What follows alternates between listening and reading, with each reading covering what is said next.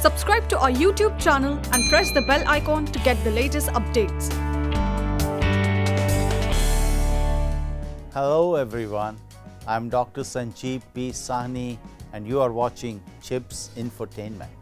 Actually, co-dependency is a personality disorder that has been operationally defined as a pattern of relating to others, characterized by an extreme belief in personal powerlessness and the powerfulness of others.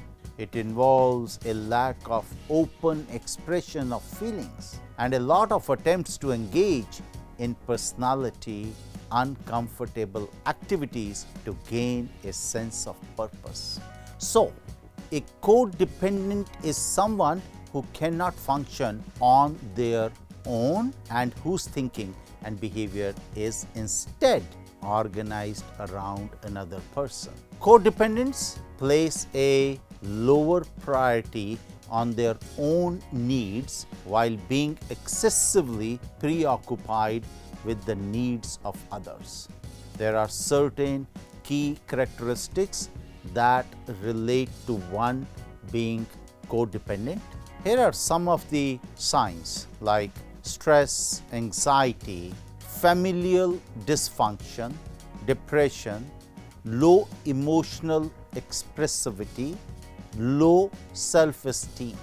Apart from these, there are certain other signs that we can see in codependency. For instance, not able to say no, poor boundaries in relationships, being in denial of one's own needs and feelings, a constant need to be in a relationship always, excessive fear of abandonment, relationship, of codependency with personal psychological adjustment. Empirical evidences have been documented between the relationships of codependency and depression, anxiety, interpersonal sensitivity, somatization, low self-esteem, compulsivity, and drug use. There are studies which suggest that codependency as a construct has been criticized on the basis of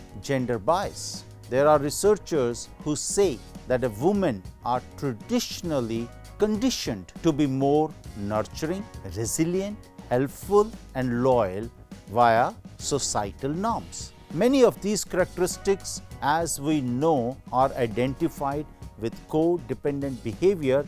Hence, there is an overlap of these with the stereotypically gender female role. However, there is not much work done on this, so we'll need further investigation. In a healthy relationship, two or more people are interdependent, which works well for the people sharing relationship. One can be dependent on someone for certain things while maintaining his or her own identity. It all changes when one of the two in a relationship tries to cross the line and starts to control and direct the other person.